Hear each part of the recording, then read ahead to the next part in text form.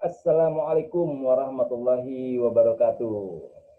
Anak-anakku sekalian, siswa kelas 5 dimanapun kalian berada. Kita jumpa lagi di kelas Pak San. Semoga channel ini bisa membantu kalian, mempermudah kalian dalam belajar dari rumah. Oke, kali ini kita masih membahas materi kelas 5 tema 2. Mari kalian yang sudah punya bukunya, kita buka sama-sama buku tema 2. Kali ini kita akan bahas tema 2, subtema 3, pembelajaran yang ketiga. Dan itu ada di halaman 103. Oke, silakan kalian buka halaman 103. Nah, ini dia halaman 103. Pembelajaran yang ketiga. Dalam pembelajaran yang ketiga ini akan terkait dengan materi bahasa Indonesia, PKN, dan IPS. Untuk bahasa Indonesia diharapkan nanti dengan membaca teks, kalian mampu menjelaskan informasi yang terkait dengan pertanyaan apa, di mana, bagaimana, dan mengapa. Kemudian yang terkait dengan pelajaran PKN adalah kalian mampu menjelaskan akibat yang terjadi jika masyarakat tidak bertanggung jawab atas masalah sampah. Dan kemudian juga ada pelajaran IPS. Dalam pelajaran IPS ini nanti mungkin kalian bisa berdiskusi ya dengan orang tua di rumah, menjelaskan bagaimana cara kita menghargai usaha ekonomi orang lain. Oke, mari kita bahas. Nah, dalam pembelajaran 3 ini, kalian dihadirkan dengan sebuah wacana, teks bacaan yang berjudul Kelurahan Babakan Pasar luncurkan gerakan pungut sampah. Nah, kalian boleh baca bacaan ini dengan baik ya. Nah, setelah kalian baca, maka nanti ada pertanyaan-pertanyaan yang harus kamu jawab. Bapak yakin jika kalian membacanya dengan benar, maka kalian akan tahu jawabannya. Ya, seperti nomor 1. Di mana lokasi daerah pada berita tersebut? Dari judulnya aja sudah kita ketahui bahwa itu lokasinya adalah Kelurahan Babakan Pasar, Kota Bogor. Apa masalah yang dihadapi? Masalah yang dihadapi adalah masalah sampah yang selama ini selalu berserakan. Kemudian bagaimana penyelesaian yang diambil oleh pemerintah kota tersebut? Nah, penyelesaiannya adalah dengan program gerakan pungut sampah. Jadi pemerintah mengajak warganya dalam gerakan pungut sampah. Mengapa semua masyarakat bertanggung jawab atas masalah sampah? Ya, karena kan masalah sampah kalau dibiarkan akan merugikan semua masyarakat. Ya, kita semua akan rugi kalau masalah ini dibiarkan. Oleh sebab itu, masalah sampah menjadi masalah kita semua.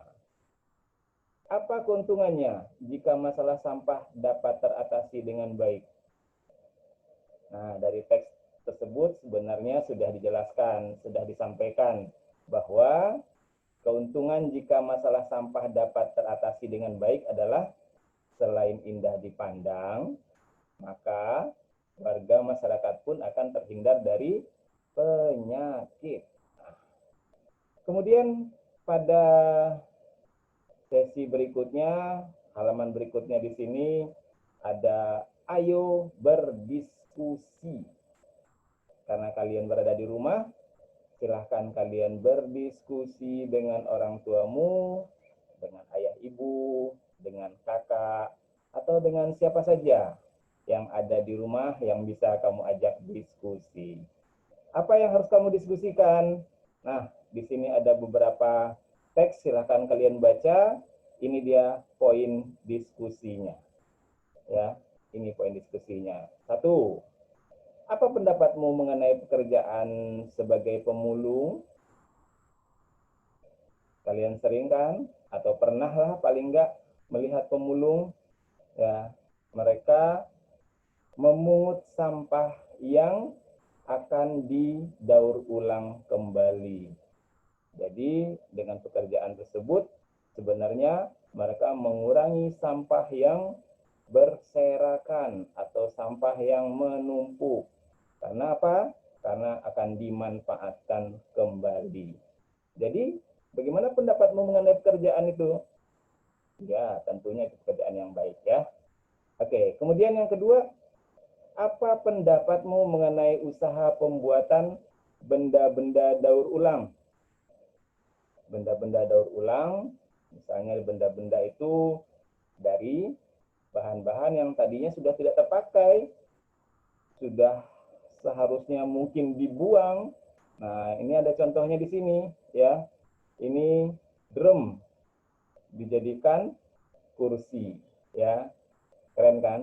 Nah, ini mungkin dari plastik-plastik bekas bungkus permen, plastik-plastik kemasan kopi, plastik-plastik kemasan ya sabun misalnya atau apa ya, diolah lagi, dianyam menjadi tas belanja seperti ini, sehingga sampah yang tadi harusnya terbuang masih terpakai ya. Begitu juga yang ini ya. Ini botol-botol bekas ya. Apa nggak mau nyebut merek ya, ntar mereknya harus bayar bapak. Nah, oke, ini ketika diolah kembali menjadi sesuatu yang bermanfaat ya, tempat pernik-pernik dan sebagainya, ini tempat gantungan kunci dan sebagainya. Nah, itu adalah pekerjaan yang dilakukan ya oleh pembuat benda-benda daur ulang. Nah, bagaimana pendapatmu mengenai usaha tersebut? Ya, tentunya itu juga usaha yang baik ya. Kamu jelaskan alasanmu. Terus yang ketiga, bagaimana cara menghargai jasa para pemulung? Tadi sudah kita bahas di sini bahwa itu adalah pekerjaan yang baik. Mereka sebenarnya berjasa. Bagaimana cara menghargai jasanya? Ya, sebenarnya mudah. Misalnya kalian kalau buang sampah, jangan asal ya, jangan asal buang sampah, tapi bedakan tempatnya. Jadi misalnya ada sampah organik, ada sampah non organik misalnya. Ya, ada sampah yang bisa didaur ulang, dipisahin tempatnya. Nah, sehingga nanti si pemulung akan dengan mudah mengambil atau melakukan pekerjaannya memungut sampah yang dibutuhkan. Nah, buang sampahnya yang rapi. Oke? Seperti itu. Sehingga dia tidak perlu lagi mengaduk-aduk sampah untuk menemukan yang diinginkan. Jadi begitu cara kita menghargai jasa para pemulung. Terus berikutnya, bagaimana cara menghargai usaha pembuat benda-benda daur ulang? Tadi juga sudah kita bahas bahwa usaha mereka itu adalah usaha yang baik karena mereka berhasil mengurangi jumlah sampah. Sampah yang tadi harusnya dibuang, kemudian diolah lagi menjadi benda-benda yang bermanfaat sehingga kemudian terpakai lagi. Berarti bagaimana cara menghargainya? Ya, kita bisa menghargainya dengan cara membeli apa yang sudah mereka buat. Ya, kita beli, kita pakai, kita gunakan, ya. Nah, dengan begitu, maka mereka mungkin akan lebih semangat lagi, ya, membuat barang-barang yang bermanfaat dari barang-barang yang seharusnya sudah dibuang. Oke, Itu beberapa hal penting. Nah, kemudian di sini ada teks lagi, menghargai kegiatan usaha ekonomi orang lain. Ya, nah ini teksnya silakan kalian baca. Ya, ini bagus banget isinya. Di sini dijelaskan juga bahwa kegiatan ekonomi itu seperti yang sudah kita bahas pada video-video sebelumnya, ada kegiatan produksi, ada kegiatan distribusi, juga ada kegiatan konsumsi. Ya, kegiatan produksi itu kegiatan menghasilkan barang-barang. Ya, tentunya tadinya dari barang-barang yang mentah, ya, dari barang-barang yang mentah, kemudian dijadikan barang-barang yang siap pakai. Kemudian konsumsi itu kegiatan menggunakan barang-barang, ya, antara produksi dan konsumsi tentunya saling membutuhkan. Yang bagian produksi ingin barangnya dipakai, yang bagian konsumsi memang membutuhkan barang itu untuk meningkatkan kemudahannya dalam hidup, ya, seperti itu. Nah, di antara keduanya ada distribusi, ya. Ini juga kegiatan yang bermanfaat, ya, kegiatan ekonomi yang penting. Kenapa? Dengan adanya distribusi, maka barang-barang yang tadi ada di bagian produksi akan sampai kepada mereka yang mengkonsumsi. Masih ingat ya, produksi itu dilakukan oleh produsen. Oke. Kalau konsumsi itu konsumen. Nah, distribusi itu gimana? Distribusi itu namanya distributor. Bisa agen, ya. Bisa juga misalnya pedagang besar, bisa juga pedagang eceran. Mereka semua itu adalah distributor. Nah, saling membutuhkan di situ, makanya perlu adanya saling menghargai. Ya, silakan kalian baca teksnya. Nah, di sini ada sesuatu yang harus kamu renungkan, ya. Ada sesuatu yang harus kamu renungkan. Apa yang harus kamu renungkan? Ini. Apa akibatnya jika kita tidak menghargai kegiatan orang lain dalam usaha ekonomi? Kalian renungkan. Apa akibatnya kalau kita tidak menghargai kegiatan orang lain dalam usaha ekonomi? Nah, misalnya, kalian tidak menghargai usaha ekonomi dari orang yang memproduksi baju. Kalau kalian nggak menghargai, tentunya kalian nggak beli baju. Mau nggak pakai baju. Nah, itu salah satu akibatnya. Misalnya, ya, kita tidak akan mendapatkan produk yang kita butuhkan. Ya, misalnya kalian tidak menghargai kegiatan orang lain dalam usaha ekonomi kuliner, ya, masakan misalnya, ya, masakan apapun. Nah, kalau kalian tidak menghargainya, tentunya kalian nggak akan beli. Ya, bentuk menghargai itu salah satunya kan membeli. Nah, kalau kalian tidak menghargai, tidak membeli, maka kalian tidak akan mendapatkan barang yang kalian butuhkan. Jadi, salah satu akibat jika kita tidak menghargai kegiatan orang lain dalam usaha ekonomi adalah kita tidak akan mendapatkan barang yang kita butuhkan. Sebenarnya banyak, ya, akibat-akibat lainnya. Misalnya terjadi persaingan usaha yang tidak sehat. Misalnya begini, kalian misalnya pedagang bakso, ya, bukan pedagang bakso keliling, ya, pedagang baksonya di kafe misalnya, ya, atau di gedung besar lah, ya, seperti bakso yang laku-laku itu tuh, ya. Nah, Bapak nggak mau nyebut merek lagi. Nah, itu kalau misalnya sesama pedagang bakso, kemudian tidak saling menghargai, tentunya nanti akan saling menjatuhkan. Kalian nggak mau kan kalau usaha kamu terus dijatuhkan oleh usaha lain yang sejenis, ya. Nah, seperti itu. Jadi persaingannya tidak sehat akan timbul kalau tidak menghargai kegiatan ekonomi orang lain. Nah, bagaimana kalau misalnya kita tidak menghargai kegiatan ekonomi yang dilakukan oleh distributor? Ya, tentunya barangnya tidak tersalurkan ke kita, ya. Atau misalnya barang yang kita produksi juga tidak tersalurkan ke konsumen kita.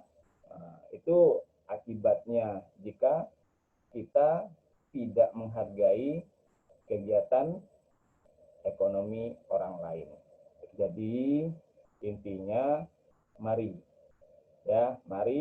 kalau nanti kalian berbisnis, kalian menjadi pelaku ekonomi ya dalam hal produksi misalnya atau dalam hal distribusi, saling menghargai ya, saling menghargai.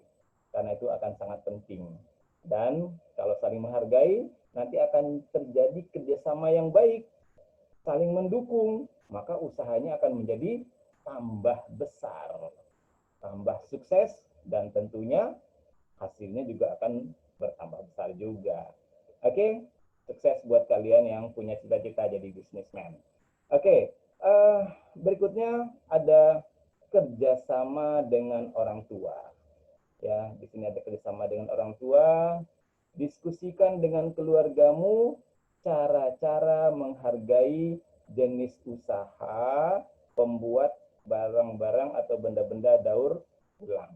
Ya, tadi udah Bapak sampaikan sedikit ya poinnya ya, bahwa cara menghargai jenis usaha pembuat benda-benda daur ulang diantaranya adalah kita beli, kita gunakan, ya, kita pakai, sehingga kemudian dengan begitu ya, dengan menghargai dengan cara seperti itu, maka usaha mereka akan menjadi tetap hidup, bahkan mungkin tambah maju dan tambah besar lagi. Dan kalau usaha mereka tambah besar, mereka akan mendaur ulang lebih banyak sampah, dan tentunya lebih banyak sampah juga yang akan berkurang di muka bumi ini.